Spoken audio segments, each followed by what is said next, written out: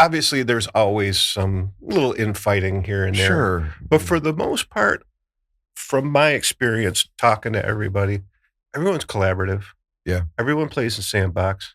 I mean, we said you and I both have shows, about Buffalo music.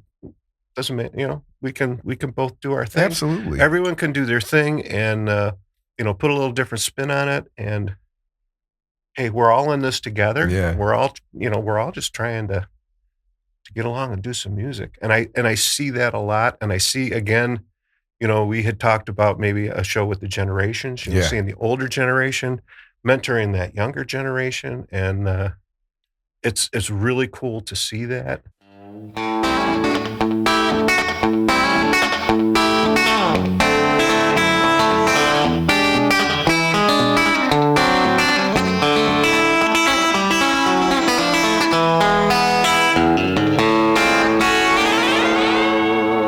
Welcome to Why Music Matters, a podcast where we examine the power and influence that music can wield in our lives. I'm your host, Jeff Miers. Today, my guest is podcaster and Western New York music historian, Greg Hennessey.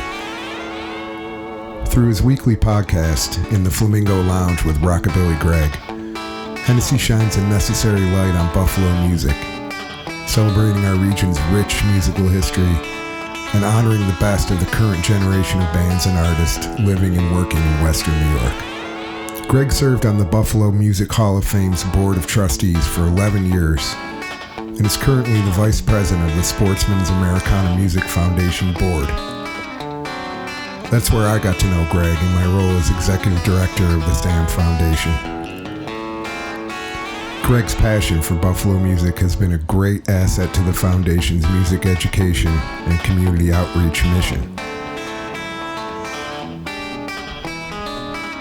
Spend any time in the Flamingo Lounge with Greg, and the dude's love for rockabilly in general, and the seminal early work of Elvis Presley in particular, becomes immediately apparent.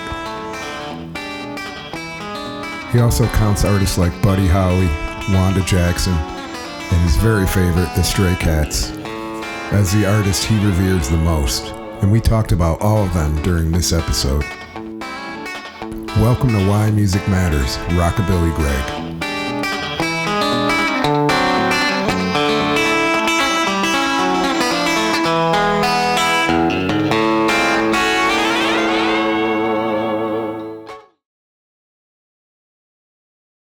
Hey everybody, welcome to Why Music Matters. Host Jeff Miers. I've got my friend and colleague here today for what I think will be a special episode. Greg Hennessey, welcome, man. Jeff, thanks for having me. It's great. Absolutely, my pleasure. You might know him as Rockabilly Greg and his podcast, and you've seen and heard him from the Flamingo Lounge, which is, if you haven't been lucky enough to be a guest at Greg's or see where he does his podcast from, is it's just a cool rock and roll little museum that he's got going down there, and a great place. Vibe. It's the happy place. Right. Yeah, I have one of those too, but yours is very cool, and I was honored to be a guest of yours last year. Yeah, about a year ago. But anyway, everyone check out Greg's podcast because he's doing a lot to boost a broad range of Western New York, Buffalo, artistry, songwriters, singers, musicians. And it's definitely worth checking out. So welcome, buddy. Thanks. We've known each other a while. We work together on the Sportsmens Americana Music Foundation. Greg is the Vice President of the board. I'm the Executive Director. And we hatch a lot of wild plans together and try to follow through on them. So we'll talk about some of that. But I got to point out Greg's Mark Freeland art bag. My purse is all the guys at work like whatever. To call it. Man purse, hey great. man, that's where bag. you put your stuff. Yeah. Guys got to do that too. But I wasn't planning on talking about this, but looking at it, let's talk about Mark for a minute. Yeah. Let's talk about what Mark Freeland meant while he was here with us to Buffalo music and art and culture. And even what you think he means now, that he's not with us, but I still feel like his ideas are around, and we're all trying to live up to him in a way. Yeah, I had Carla on I recorded her, but unfortunately I messed up the recording because I self-publish and self-do everything. So I had to sheepishly call her and say, hey, she told some great stories about Mark and his legacy, and I have to say I wasn't around in Buffalo during those great Continental days. I was down at Fredonia, and just didn't get out of Fredonia. Had kids early, right out of college, so once that happened, I was done. Didn't really get to do much, but yeah, I've learned so much, about him over the years, and being with the Hall of Fame, and just wanted to collect some of his stuff. I have most of his music, fantastic. And one of these days I'll get a nice original painting, but that's as close to an original as I can get right now, because I think that came from the person that has the van out there, out at Music is Art usually every year. That was hers. So because I had it this year at Music, she's I got to make another one of those. That's very cool. Yeah, it was cool. But well, it's cool to see Mark's stuff, and what he always represented to me was, it's an idea that I think Robbie Takek shared and has picked up on and run with, with the Music is Art Festival. Right. This idea of music and art being just a liberating experience for the people creating it, but also for, the public. And I felt like Freeland gave us permission to maybe be wild and, a little bit wild in our art, in our music. And I appreciate that. And I wonder if you see, with all the different people that you interview on your podcast, do you see any of that kind of legacy? Let's say with like sort of younger artists. I know you did the Borderland Bandcamp kids recently Borderland too. Bandcamp, yeah. Do you feel any of that in this generation of artists? I absolutely do feel that. I mention it a lot. People say, "Oh, there's no good music these days." Yeah, try harder. Try hard. Yeah, you aren't looking. I've had some really great young musicians of all different genres. From country to rock, and Sunday Rain. I know you've had Michael Milano on. And those guys are fantastic. They're my number one rated show too. Which is wild, and they've recorded some stuff down for me, and. Everyone's experimenting and doing some new things. And I don't think they're like encumbered by, what's happened. They're going for it. Yeah. They've got their own vision. Pretty much everyone I've talked to, they all write their own original stuff. It's coming from the heart. And they're just like, and I always ask, because I love to talk about genre and what makes a rockabilly song, or rockabilly to Americana to honky tonk. And all those lines are blurred now, though. And I don't think it really matters anymore, like what the genre is, especially because I don't think it's so important to have that, because I think that was more of a radio thing. It really was. I agree. It was a radio construct to help them, market. Exactly. And now it's just music, and it's you can't put your finger on it. Is it likable? Is it danceable? Is it a storytelling song? And it can be all these things. And it could be all those things. And I've had every one of those types of folks on, that are writing good stuff. I was mentioning, before we got on, I've been stealing Sam Phillips' line out of the Johnny Cash biopic, that if you got hit by a truck, what's one song that you'd want to leave for everybody? And everyone always really comes up with a great song that they, record for me. And I'm always really touched to, that they do that. And it's a great question though, because it kind of goes, whoa, all right. So because I just had that. Someone says, oh, I was prepared to do something else that I've already kind of done, but whoa is right. They're like, let's do that. And then the second song, she's like, you don't want it. You wanted me to do one that I had, or do you want another one? I said, no, let's do another one. And it was really from the heart. And, it's just, I love it. It's amazing how people are really willing to open up, and talk about their art, talk about their music, and, kind of going beyond the music. But yeah, I definitely see folks that are bringing all kinds of different stuff to the table, and great stuff. And like you said, the Border Camp camp kids. I mean, 10 years old, I think was the youngest, 10, youngest, 11. I think the youngest we had this year was 11. Yeah. And like up to like 16, 17, something like that. Yeah. Yeah. And they killed it. I mean, yeah. And the thing that always kills me is I've had 2 groups of students on now on my podcast. And everyone these days, these kids don't know how to talk. They're always on their phone. These kids knew how to talk. They definitely do. They knew, they were right there. I mean, the first group of students I had on were from the Kenmore area, and 2 of them knew each other, but all 4 of them didn't. After about 10 minutes, you would have thought they knew each other for their entire life. And they were talking music, and I just kind of sat back and, let them go. And it was great. These kind of things, being involved in that Borderland band camp, which is the Sportsmens Americana Music Foundation, partnered with Buffalo Music Club and Borderland Festival, right? To create this opportunity for these kids to get together with a bunch of us musical mentors and prepare a set to play at Borderland. And next year will be our 3rd year. And it's a lot like you say, we kind of had it like, hey, when you come in, when we're chilling out before we get going, look at your phones. After that, they go away until you're on a break. Mm-hmm. And it wasn't like these kids were wandering around lost without their phone. Right. They got it going on. They're, as you said, within a few minutes, they've formed bonds. Mm-hmm. An hour in, they're writing songs together.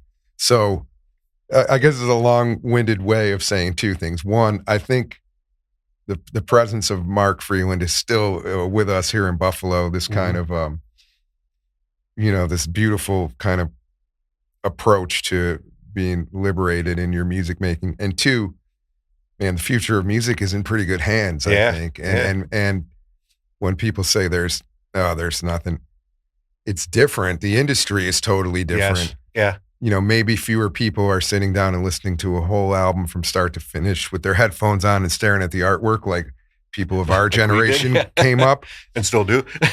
But that is also coming back, right. know? Oh, gosh, so, yes. I think we're in good hands. And I think both of us, with the different guests we've had on our podcast have really, that's been kind of underlined, hasn't it? Yeah. Got look out for the spoonful of mashed potatoes. I mean, those kids were great. They were awesome. And it's funny, when I had the first group of students on my show, I was kind of nervous because they're all under 18, so I got release forms and stuff like that. And the one kid, he just graduated from Kenmore East, Nolan Vitko. Yeah, and he says, "I got to use my last name, man." I'm like, "Why?" He says, "Because that's the name of my band." He says, "I got a 15-piece big band." Incredible. I said, "Wait a minute, you're a senior in high school? You got a 15-piece big band? Crazy, So that's ambitious and awesome." And he's just like, "Yeah." And then it's funny, my neighbor used to work at Ken East, and he directs the musicals every year. So my wife and I went to see the musical this past spring, and Nolan's in the pit. And he's normally a trumpet player, and he's playing percussion. So during intermission, I go down, I'm like, "Nolan, I didn't know you're a percussion player." He says, "I'm not." He says, "But they didn't have a use for my instruments, so I learned to play percussion." I'm like, man. That will see you through so much in life, being that adaptable, whether you're a musician or not. Right, exactly. Yeah, adapt and adopt, right? So absolutely. I'm like, I just kind of said, "You suck." Yeah, I know. Oh, really? Anything you can't play, kid? Come on now. Leave something for the rest of us. But yeah, that spirit's definitely. Yeah. You can feel it when you they get the music in them, Yeah, you can. And it's an honor to be around it. Yeah. Well, I'd like to, there are things I don't know about, your background, like how, music became such a pretty major part of your life. I know you're, also a graphic designer and a photographer and work for a great printing company in Buffalo. But I know, music is a central part of what you do. So, how did this start? Like I'll try to do a version of a Rockabilly Greg question. What's the one record? The first one. What's the one that made you be like, all right? It wasn't a record. It was a TV show. It was the Buddy Holly story. Amazing. With Gary Busey. I saw it too. That did it. That pushed rockabilly. I was very fortunate. I grew up in the 70s, so I got to see all those great variety shows. Yeah. And because I was thinking about this beforehand when it coming down, and I remember being a real little kid. It might have been the Academy of Country Music Awards or whatever, but watching Chuck Berry sing "My Ding-a-Ling" on TV. Which is crazy. And this is only number one, and it's a freaking novelty song. Totally. And the great Chuck Berry, one of the greatest of all. But time. my mom was, we always watched that stuff together, and then we were lucky to get we had cable early, and then it was the Buddy Holly story, and then HBO had the One Night with You with Elvis in the round with the black leather on, and it was the '68 comeback special, and and it was that part of that just uncut. They never showed it before, and I'm like, yeah. And then MTV came out, Stray Cats hit the scene, and I'm like, man, it's like Buddy Holly and the Crickets on steroids. Totally, And then it was almost it wasn't punky, but I mean, it was a fresh take on rockabilly and Gene Vincent and Buddy and Cliff Gallup and players like that. Brian Setzer was. I remember seeing that for the first time too, and as a very really young kid saw an Elvis movie, and it was Jailhouse Rock, and I was in, and then the Beatles, and it was over. But it was interesting, it's an interesting time because when MTV started, by the end of the '80s, I was really done with it. But at first, it was pretty exciting. Yeah. Because, as you said, it was like, before that, it was kind of like variety shows. Right. Which were cool, but they were kind of old school and fun. Then they got a Donnie Murray and the Brady Bunch. And, it's like, ooh, yeah. Midnight Special, Don Kirshner's rock concert. And that was about it. Yeah. Look, I mean, Glenn Campbell, when his show was on, Johnny Cash. Yeah, Johnny Cash. Some of those shows. Or even Yeehaw, sure. Well, you could see Roy Clark play all the time. Yeah, I mean, sheesh. Wow. Bakersfield with... ridiculous. Oh gosh, I forget his name, but Pickin' and Grinnin' and Buck Owens. Buck. The Buckster. I mean, the father of the again, that Bakersfield twang. That twang just gets to me. I don't know what that's it what is. did You it talk for you? about, for me, it's like, that's what gets it. That's I awesome. Love that. Jerry Reed, same thing. One of the most underrated guitar players out there. It's ridiculous. He's ridiculous. Yeah. Did it now for you? I know you like a lot of different music as well. I know that, I mean, this is your jam, right? Rockabilly and things that grew out of that are your jam. But did you like when, some of that influence started creeping into alternative music? Like you could hear it in a band like The Cult, or you could hear it later in like White Zombie or Rob Zombie. I mean, these were kind of like rockabilly mixed with like industrial and metal and stuff like that. Yeah. I mean, were you like, this isn't the pure stuff, or were you open to it? No, I'm open to it. And like I said, I had kind of like the dark ages, if you will. So in '87, my daughter was born, and I really didn't get to... Full-time dad, and you were full-time dad. I got a little music theater in there, which is how I started performing and everything, and might get to that. But the 90s are lost to me as far as music. I wasn't listening to anything. But then, we get into the 2000s, and the kids were older and going to school, and I started, listening to like, Horton Heat. Yeah. And Legendary Shack Shakers and, people like that. And I'm like, I like it. I'm digging this stuff. It's not as clean. No, it's got some punk in it. Got the punk in it. And I'm like, this is this is cool, And then, got to go up to Robert Gordon, was another one that I discovered very late, and Link Ray, of course, and got to go up to Toronto recently over the summer to see Chris Spedding, another legend. These are all legends, and I'm like, dang, all these greats that it's like right here in our backyard. Well, first of all, taking time off to focus on your family is nothing but commendable and should always be the case, But again, the music is always here for us when when we can. Find a way to meet it. Yeah. Because me growing up, I didn't have a record player. My older brother had the record player, and we shared a bedroom. So of course I wasn't allowed to touch anything, right? The young, of course, the young little narc, of the family. And he was a classic rock guy. He liked Bread. He liked Charlie Daniels. He liked Seeger and Springsteen and all that stuff. So we had all that kind of stuff. But I had a couple albums. I think I had Stones, and I know I had Tattoo You, and I had The River, and Wow. back then. I think the Doors' greatest hits, maybe Wow, you can't go wrong with any of those. a handful that I would play when he wasn't home. And then, fast forward, I didn't get a system till, probably 20 years ago. And then it's just, I've gone nuts. Well, I was going to say, what about your collection now of not just, the music, records, and various medium, tapes, 8-tracks, but also the memorabilia, which you've really curated in a nice way. And I know a lot of collectors in town here, but I think it's a bigger deal than people. And this is very different than being a hoarder or anything like that. This is like lovingly curating this music related memorabilia, you know? Well, it started when I joined the Hall of Fame board. I was on the board of directors of the let's talk about it. This is the Buffalo Music Hall of Fame that Greg's talking about. So it was 2007 when I joined the board, and I really didn't know a lot about the local scene, to be honest with you. And but being immersed in that, and just the way I am, so I'm like, hey, if I'm going to be on this board, I better study up on who's inducted, right? So I would go through the list of all the inductees, and that's when I said, I think maybe I should collect at least one recording from everybody who's in the hall, just so I can have it, listen to it, understand who these folks are. It's important to Buffalo too. Exactly. And, and then it's like, I can't stop, and because I'm like, oh, I got to get that one. And, oh, I got to get that one. And, but then I found, I also found Bob the Record Guy who really, he really helped spur. And he'd say, hey, I got this one for you. I got this one for you.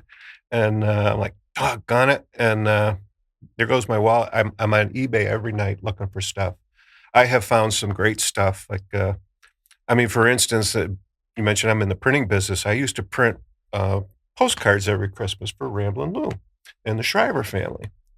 And at the time, I didn't know who he was. And then, fast forward, and I'm like, oh my gosh. You're Ramblin' Lou. Yeah, without Lou, we don't have country music in town, right? Yeah. He was instrumental. He was doing what the Hound did for rock, for country. And big time. He wrote a song when Hank Williams passed, because there's not many people know there's only 2 known live recordings of Hank Williams. One of them is one that Lou recorded in Niagara Falls. I didn't know that. In 1951. It's actually on a Time Warner CD. You're kidding me. Yeah, and there was the 2 recordings are like 2 weeks apart from each other. One here in Niagara Falls, and I think one was in Pennsylvania. And the one from the Falls was maybe 20 minutes long. They didn't do anything to polish it up. It just sounds like raw as it can tape be. Recording. Yeah. And Lou had told the story that when he came, Hank's bass player was so hammered he couldn't play. So Lou's bass player had to sit in with him. Really? Yeah. So, and that's once in a lifetime. When Hank passed in 1953, he wrote a song called The Ode to Hank Williams. It's on 78. And I had finally found a copy of the 78. And then I'm on eBay and I found a copy of the sheet music. How cool. It was autographed by Lou. And I reached out to Joni Marshall, his wife. I said, Joni, would this be, Lou's real signature, or would this be, like a fan club president's signature, they did stuff. She said, oh no, that's his signature. That's really cool. I'm like, wow. So a lot of these things, were they on like regional labels, like local labels, or? Lou's was on, it's a blue label, and a lot of regional labels that, you do speak of one. So there's a local label called the Main Stem label. It's Mo Kaufman and the Main Stemmers from 1948. And it was Mo Kaufman, Boyd Lee Dunlap, Frankie Dunlap, and Alvin Shepard. Wow. And that's my holy grail of records. So anyone who's out there. Oh, you don't have it? I have it's very rare, very hard to find. And I've actually talked to Alvin's son, John, and he's down in one of the Carolinas. And I said, yeah, there was one on like Pop Psych or something that was auctioned 2012. He says, yeah, I lost that auction. I'm like, oh, dude, how can you got to bid whatever you got to bid, Yeah. And, but in 1950, there was a record label in Denmark called the Baronet label, and they reproduced these 2 records. So I've been fortunate to find copies of both of them. And the one record, because Elvin was only on one of the cuts. The Dunlops were on all the cuts. So I finally found a copy that Elvin was on, and then I ended up finding a second copy, and I bought it. I sent it down to John. Says, you need to have this, you know. That's really And I cool. said, if I ever find the actual main stem label, I said, I'll buy it and keep it for a couple of weeks, but it belongs with you, you know. I was cool. able. I've bought a couple copies since, and I donated one to the Colored Musicians Club. I said, you guys have to have this. That's great with Boyd and everything. Yeah, I mean, incredible. Because the thing was, what I learned was Boyd didn't record a lot. Mm-hmm. He toured a lot. Yeah, he toured with Big J McNeely, but recorded. I think he recorded 2 records that I have found those on 78 and on 45. So I think I now have, with the exception of the actual original main stem labels, everything that Boyd recorded. Wow. So, and that's been kind of my passion with the collecting. That's really cool. And then I got lucky. I have a piece of artwork on the wall that this guy had it on eBay. He said, a handmade Beatles poster. And I'm looking at it. I said, that's not the Beatles. I said, that's the road. It's the Mellow Brick Road from the 60s. You're kidding me. And I said, that's not a poster. That's the printer's mechanical that made the posters.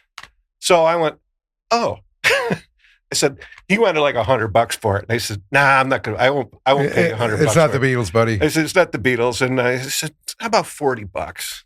He's like, okay. So I met him at a Tim Hortons, like over on Sheridan. And he brought it in, and I'm like trying to play cool because, I mean, to me, this is a one-of-a-kind item. It is one-of-a-kind, and, right? you know, the photos were actually black and white that someone had cut out with scissors, pasted them on. One of them, gosh, I can't remember I'll think of one of them fell off, and so it's lost. So I've been trying to find an original photo of that. It was Parker.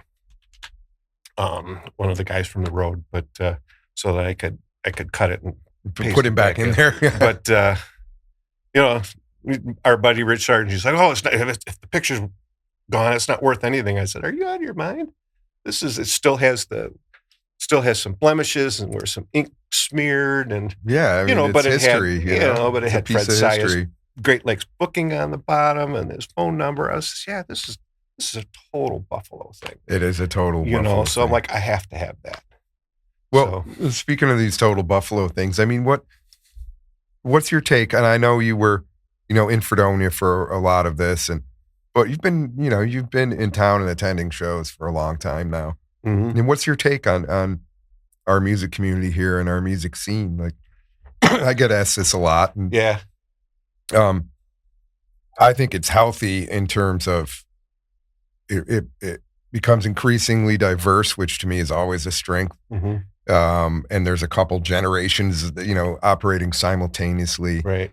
Yeah, obviously there's a lot of room to grow, but I mean, artistically, I feel like we're in a pretty interesting place. But I wanted to get your take on that. I agree. And again, with the younger folks, I mean, obviously you can see the veterans still play. You know, I mean, they're out there, they're gigging all the time, they're sitting in with folks, which is really a treat to see. Yeah. I don't know how many. I haven't really traveled much, so I don't know if any other communities have that kind of a thing where they can.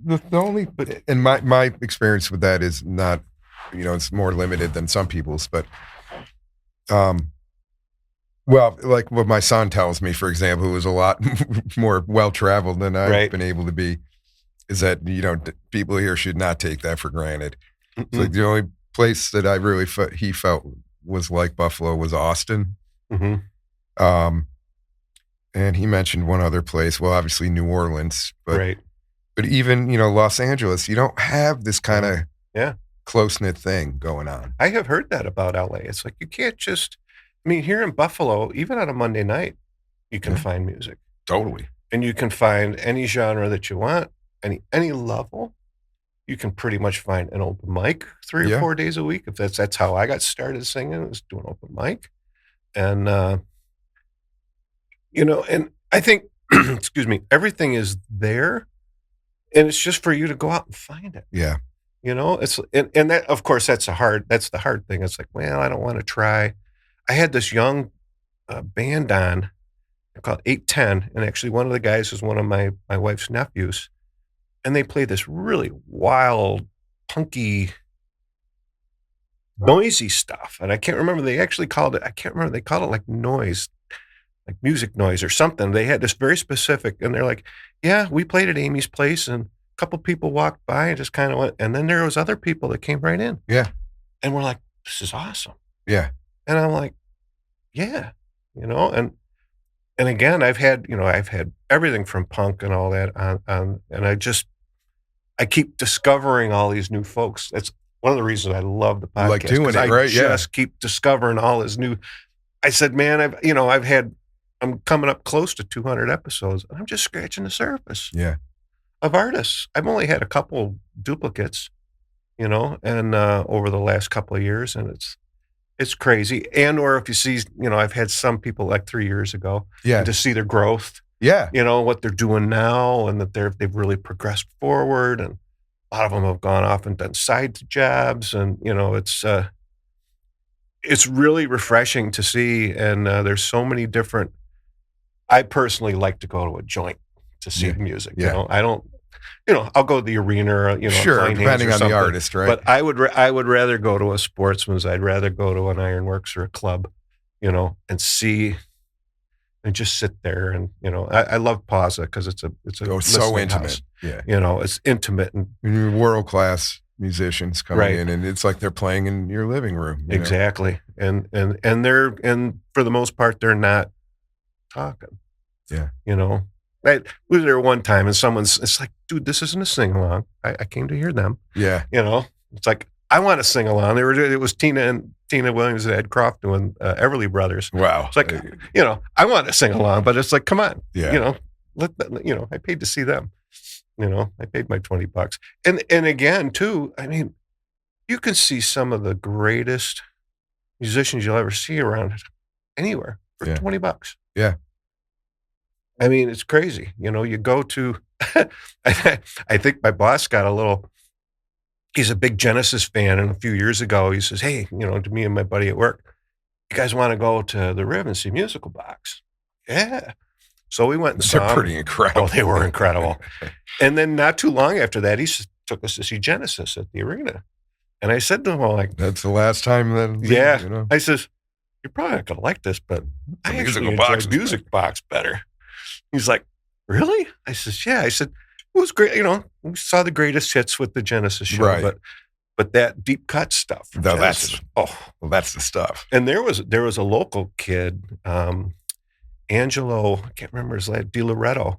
Unfortunately, he passed away at 30 from a heart attack. Oh. And but he and this other guy used to do the music of they called themselves the Genesis Piano Guys, and they would play out at Denton Couture and Daniels before they passed, or before they closed. And 2 big Steinways, and they do that's the early incredible stuff on 2 Steinways. Oh, absolutely out of this world stuff. I mean, it's crazy to be able to, to see that kind of thing. Yeah. And I'm like, from a guy from Buffalo, and then he met, his partner, I think was from New York City. And they did it all over the place. They toured that until he was, until he passed. But I'm like, incredible, the amount of talent that's. Yeah. I don't know what's in the water here. Yeah, I know. It's crazy. So many. I mean, Declan and what he's doing, and Zuri, and and Joy so Williams more coming. Yeah, totally. Beyonce. There's so many folks. People are always ask me, and they're like, I didn't know that. Yeah, really? Playing with those people? Yeah, from Buffalo. And we're everywhere, man. Everywhere, and I hear, oh yeah, this, so-and-so, yeah, he's coaching the American Idol kids, they're coming, he's flying out and coaching the vocalists, and Yuki, playing on Taylor Swift's album. Absolutely. And, just all kinds of crazy stuff like that. Yeah, and her son was a Borderland band camper. I said Comet. He was the coolest, man. He had the shades. Kid.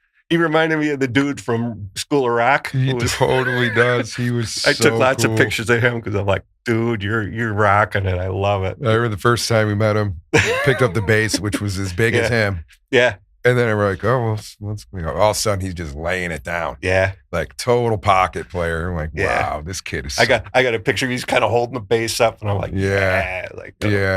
I'm like, that was cool. It's this stuff gives you hope for the future. You know, I mean, especially now, music is such a uniting thing right now. Right. You know, when a lot of people aren't necessarily getting along in other ways. I feel like there's a healthy place for us all to come together in this, you know, and Buffalo has a ton of it on offer. Okay. You know, and getting back to your original question with the scene, obviously there's always some little infighting here and there. Sure. But for the most part, from my experience talking to everybody, everyone's collaborative. Yeah. Everyone plays in sandbox. I mean, you know, we said you and I both have shows, you know, about Buffalo music.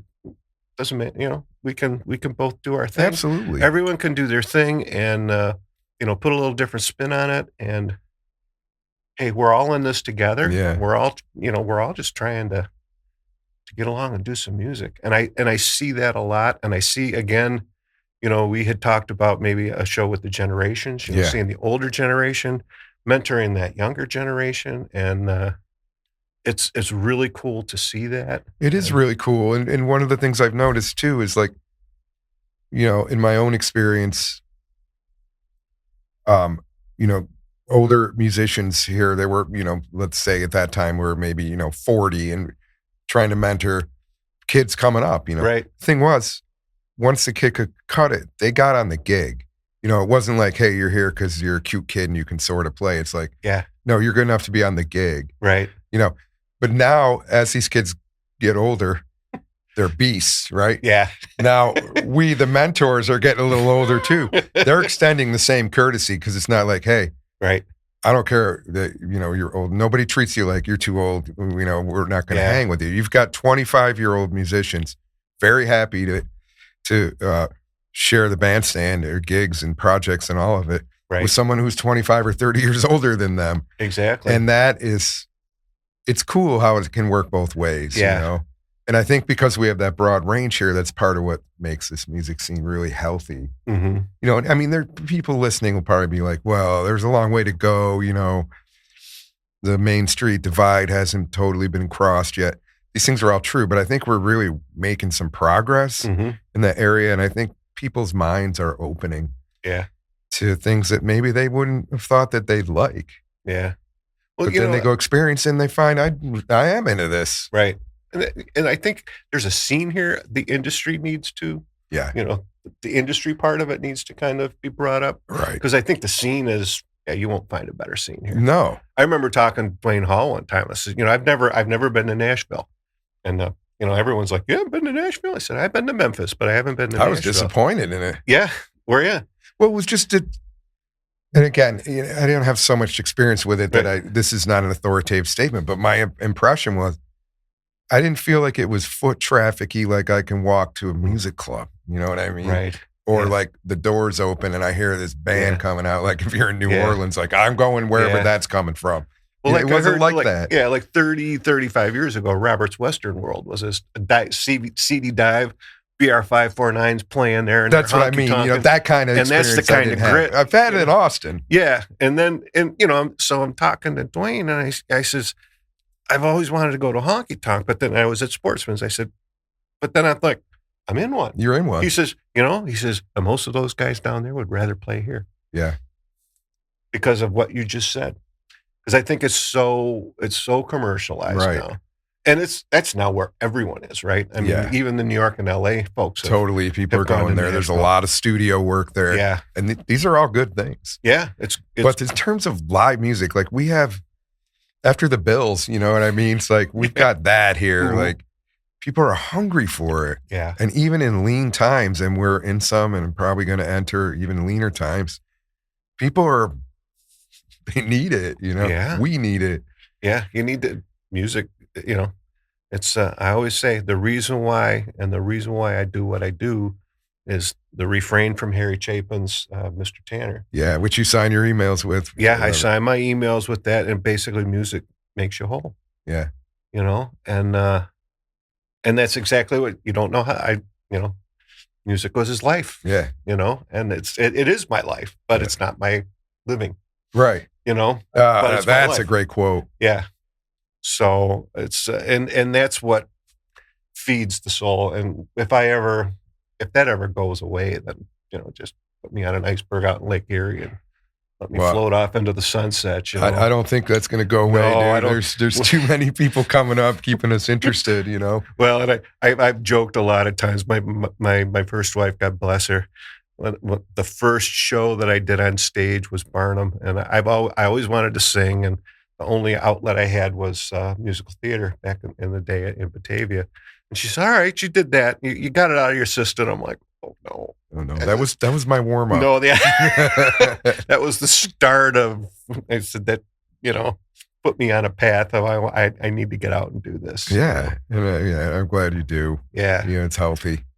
And again, am I gonna? I'd love to, in my mind, I'm a rock star. But who cares? We have fun. My buddy and I do what we do. We have a good time.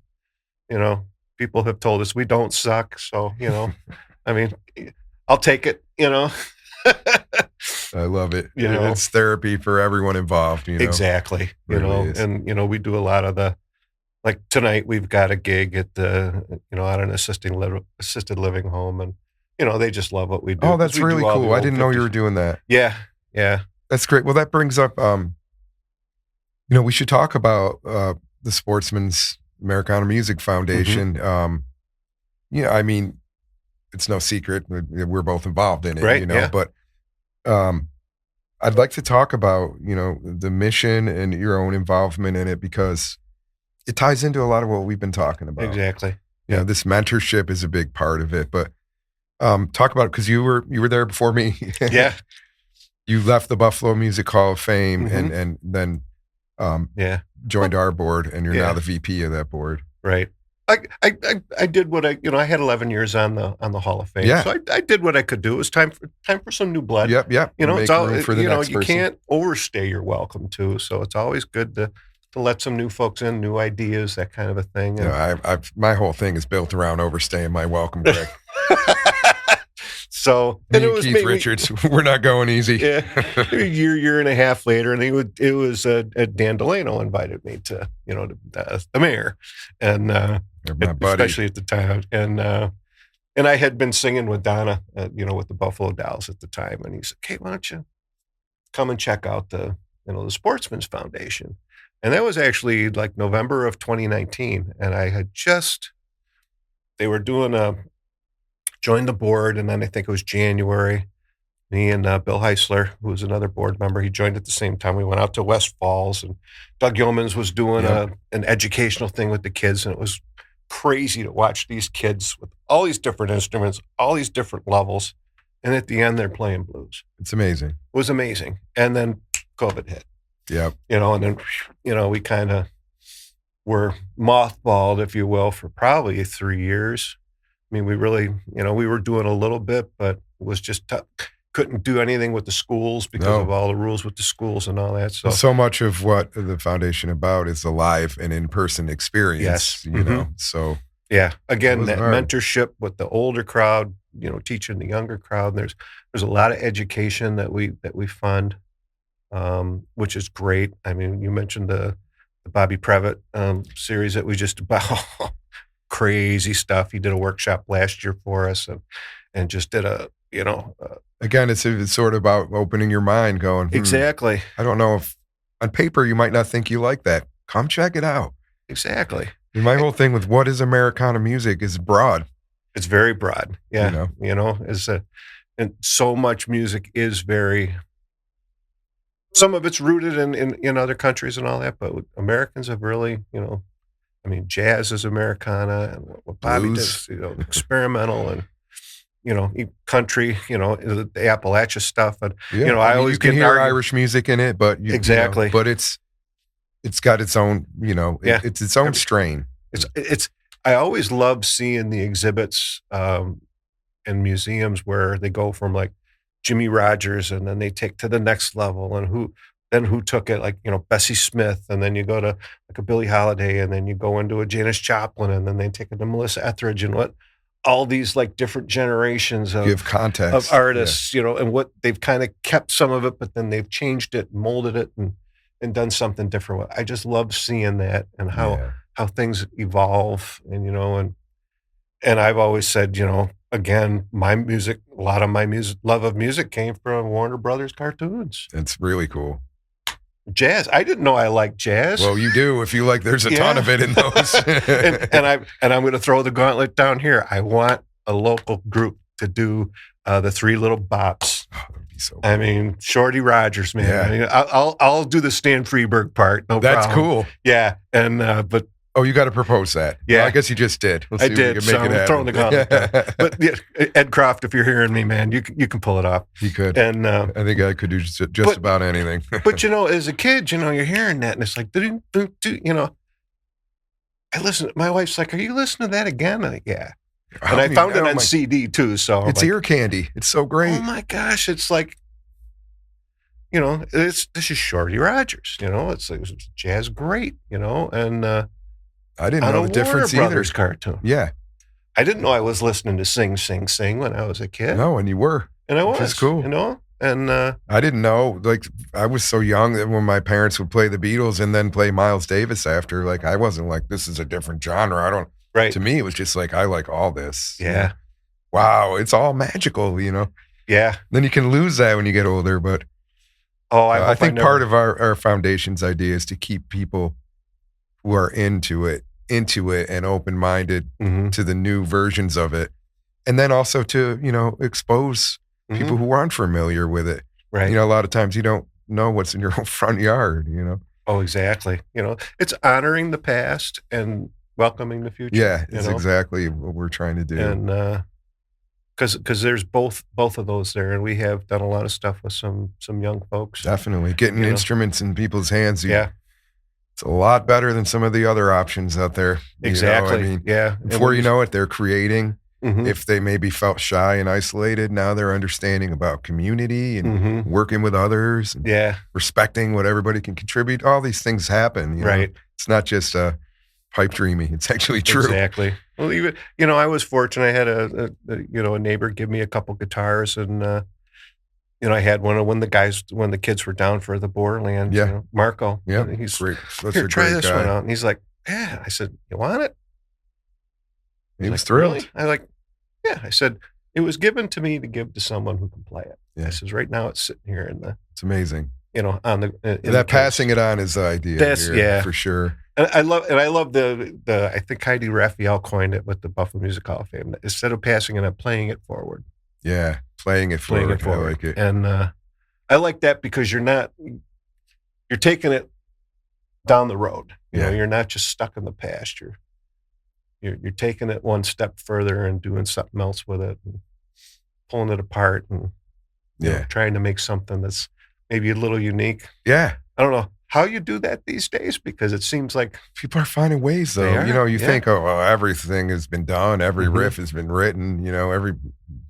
There's only 12 notes at the outside, right? Yeah. I don't know. I'm hearing people being not creative and taking the safe, more cynical sort of commercial approach too. And that can be fine. Right. But there are so many people. Yeah.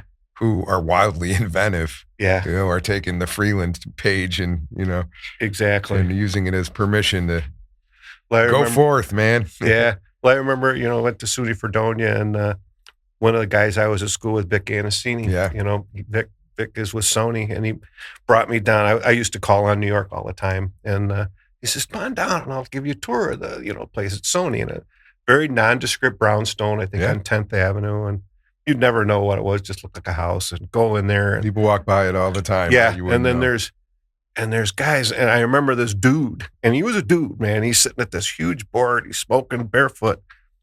He's mixing Stevie Ray Vaughan's Double Trouble live. Right. He says, listen to this, He says, all right, now listen to this. And I was like, whoa, yeah, just blew me out of the water. And I said, now let me ask you something. I says, you do this stuff, and then you've got the Britney Spears stuff, which is it's like auto-tuned, and she's not performing it on stage. He says, dude, you don't get it. Well, what do you mean? He says, we're not making a live record when we make a Britney Spears record. You're making an artifact. We're making a package. Yeah. We're making something that people want to dance to. And when you go to see her, you're not going to see her live. You're going there to see her dance and entertain. Right. And dance along. And dance along. And I'm like, I never thought of it that way. Yeah. You know, so it's there's room for all this. It is. Yeah. And that kind of, the music snob in me went, oh, all right. I guess I can't be as stupid about it, if you will, Judgy, or, on my high horse. Been guilty myself, buddy. And then like, okay, is it for me? All of it's not my cup of tea. Yeah. But that doesn't mean it's not somebody else's cup of tea. That's fair. I love it. Well, Greg, man, thank you. It's really cool for all of us collectively to get to know you better. Cool. But you have to tell people where to go to check out the podcast, and maybe if anything you want to push that's coming up. Well, the podcast is available anywhere you get your podcasts, on Spotify and Apple and YouTube and all that. But I have my own website that I built called rockabillygreg.com. And as well as the podcast, I usually put a bio up there. I'll put links to, social media feeds and websites. For the Borderland Bandcamp, I made a really cool digital flip book. That was very cool. Of all the photos. Everyone who performed on that stage had a page, and so that was cool. So I try to, especially there are some of the younger bands that don't have websites. So, the page that they have on my website can kind of, and I try to keep them updated as they do different things and update the links and all that. So just to try to, again, have a spot, it's searchable if you want to find out if you want to be on the show, just reach out to me in the Flamingo Lounge. It's called In the Flamingo Lounge with Rockabilly Greg. So my Facebook page is In the Flamingo Lounge, and just reach out. That's people are reaching out. They are. Yeah, keep it going, man. It tells me, with what you got going and with what I got going, we're not going to stop for a long time. No.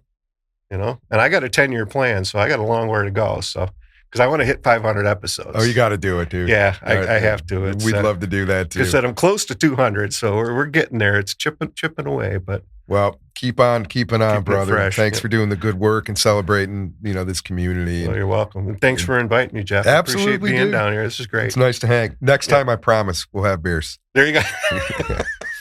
Thanks for being here, and thanks for tuning into Why Music Matters, everybody. We'll catch you next time. Thanks, Greg. Peace. Thanks. Take care. Today's episode of Why Music Matters is brought to you by 42 North Brewing Company.